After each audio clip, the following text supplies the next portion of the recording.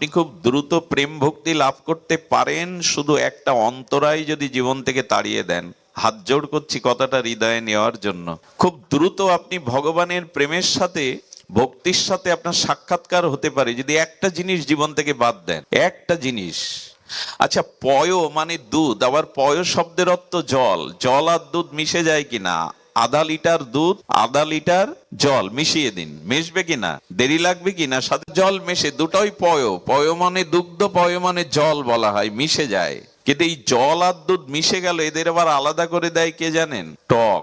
ওদের একটু অম্ল দিয়ে দিন, টক দিয়ে দিন, কি হয়? ছানা হয়ে জলটা আলাদা হয়ে যায়। তেমনি জীব আর ভগবানে সহজে মিশে যায় হরিকথা হরিনাম ভক্তি সাধনার দ্বারা। কিন্তু মাঝখানে এই টক রূপ অসৎসঙ্গ যার জীবনে জুটে গেছে, সে আর ভগবান তখন আলাদা হয়ে যায় প্রেম থেকে, সে তখন আলাদা হয়ে যায়। বোঝা গেল কি? আপনারা তো বুঝবেন জ্ঞানী শ্রোতা। কেমন মিশে গেল না জল আর দুধ? আলাদা মনে হয় কি জল আর দুধ মেশালে? কিন্তু দুধটা ছানা হয়ে গেল, জলটা আলাদা হয়ে গেল। কেমন? টকের সংমিশ্রণ দেয়া হয়েছে। জীবন চলার পথে যদি অসৎ সঙ্গ জুটে যায়, তো জানবেন ভগবানের সাথে আপনার যে সাদৃশ্য মিল থেকে আপনি অনেক দূরে সরে গেলেন। আগেকার দিনে গ্রামের মানুষ জঙ্গল দিয়ে পথচারী হয়ে যেতে ঈশ্বরকে প্রার্থনা করত যেন হিংস্র জীবজন্তুর সাথে না দেখা হয়। এখন মানুষ কি বলে জানেন? অমুক ব্যক্তির সাথে যেন ভগবান দেখা না হয়। হিংস্র জীবজন্তুর থেকেও আমরা ভয়াবহ হয়ে গেছি। দয়া করে অসৎ সঙ্গ থেকে নিজেকে দূরে রাখুন। দুধ জল মিশবে, ঈশ্বরের সাথে জীবের স্বরূপ মিশবে, কিন্তু টক যদি একবার দিয়ে দেন তো সেই জল আবার আলাদা হয়ে পড়ে থাকবে। ছানাগুলো নিয়ে জলগুলো কি করে? ভিয়েন ময়রারা ফেলে দেয় কিনা ড্রেনে। অসৎ সঙ্গ ত্যাগ এই বৈষ্ণব আচার। এটা আচারের মধ্যে আচার্যগণ রেখে গেছেন।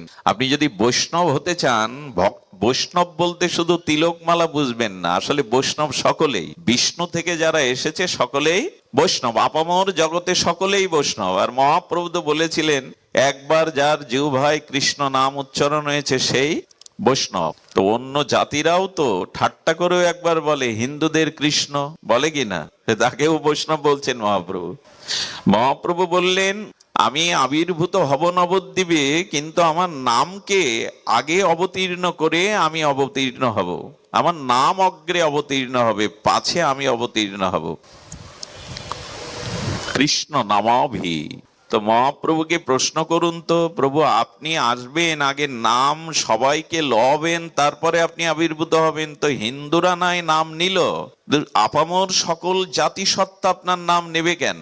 বলে এই জন্য তো আমার আবির্ভাবের সেই বুধবারের বিদ্যাজন পরিবেষ্টিত মনোহরি ফাল্গুনী পূর্ণিমায়, সর্বসদ্গুণপূর্ণ পূর্ণিমায়, সুরধনী গঙ্গার তীরে সেই বুধবারের দিবালোকে দিব্য আলোক জ্যোতির্ময় সেই পূর্ণচন্দ্রকে রাহু গ্রাস করেছিল সেদিন। মহাপ্রভুর আসবার সময় পূর্ণচন্দ্রকে রাহু গ্রাস করেছিল। তো সেই রাহু গ্রাস হলে ভারতবর্ষের সব মানুষ তখন গঙ্গা স্নান, নদীতে স্নান, দান ধ্যান আর হরি হরি উলুধ্বনি জয়ধ্বনি করতো। যখন একই সাথে সমস্ত সকলেই নবদ্বীপবাসী হরি হরি করছে, স্নান করছে, তখন অন্য জাতির মানুষরা বলছে হিন্দুদের হলো কি রে, আজ এত হরি হরি করে কেন, হরি হরি করে কেন, আরে এদের হলোটা কি? মহাপ্রভু বলেন, ঠাট্টার চলে ওদের মুখেও আমি নাম নিয়ে তবে আসলাম।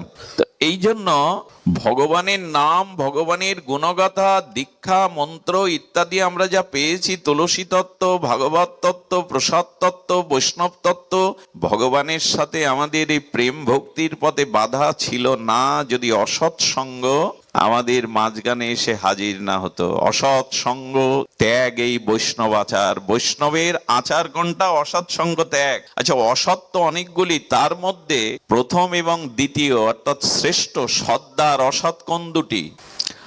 অসতের সংখ্যা তো অসংখ্য। এই জগৎ অসৎময় হয়ে গেছে, পরিবেশ কামময় হয়ে গেছে, দূষিত হয়ে গেছে। সতের সন্ধান এখন খুব কম মেলে। পৃথিবীর বাতাবরণ এমন দূষিত হয়ে গেছে, আজকে যে শিশুটি জন্মাচ্ছে তাকে এই কামময় বাতাস আক্রান্ত করে ফেলছে। এত ভারী হয়ে গেছে এই কামনাময় বাতাস, বাসনাময় বাতাস।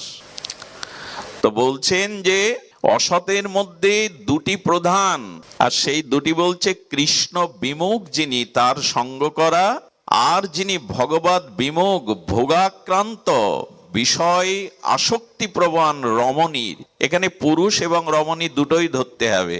বৈদিক সাক্ষী করে, ব্রাহ্মণ সাক্ষী করে, দ্বিজ ব্রাহ্মণ বৈদিক মন্ত্রোচ্চারণ করে যে স্ত্রীকে পেয়েছি, তা বাদে যদি অন্য নারীতে আসক্তি আসে বা অন্য নারীর যদি পরপুরুষে আসক্তি আছে, এই পুরুষ বা নারীর অন্যতে বিপরীতে আসক্তি এবং কৃষ্ণ বিমুখ জনের সঙ্গ, ভগবত ভজনবিহীন ব্যক্তির সঙ্গ, এই হলো অসতের দুই সর্দার।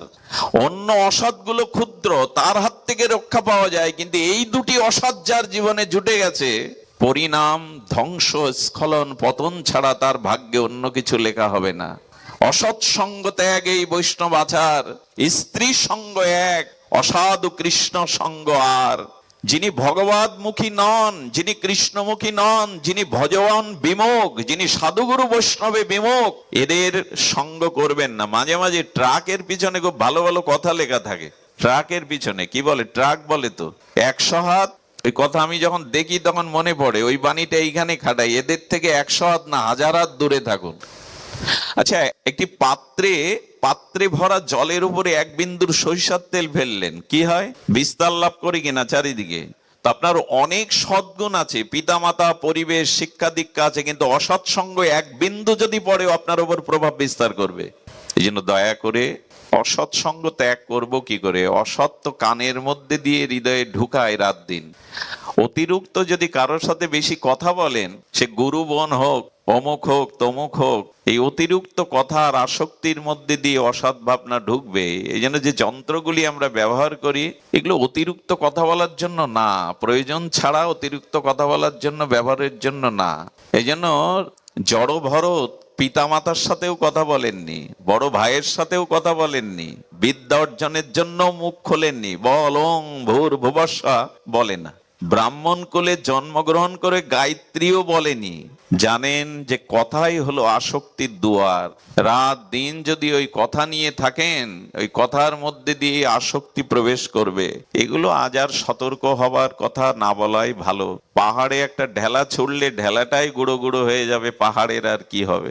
তবু বলার জন্য আশা বলতে তো হবে। যিনি গ্রহণ করে জীবনের আত্মিক কল্যাণ চান, ভগবত প্রাপ্তির, প্রগতি, ভক্তির পথে চলতে চান, তাদের হয়তো কথাগুলি কাজে আসবে। সতর্ক হন। অসৎ থেকে দূরে না থাকলে আমাদের জীবনে যথার্থ স্বরূপ অনুভূতি, স্বরূপ স্মৃতি জাগবে না। সুধীবৃন্দ, আমরা আসি অভিধেয় সম্বন্ধ জানলাম, কিঞ্চিত সিন্ধু থেকে বিন্দু। অভিধেয় মানে কর্তব্য।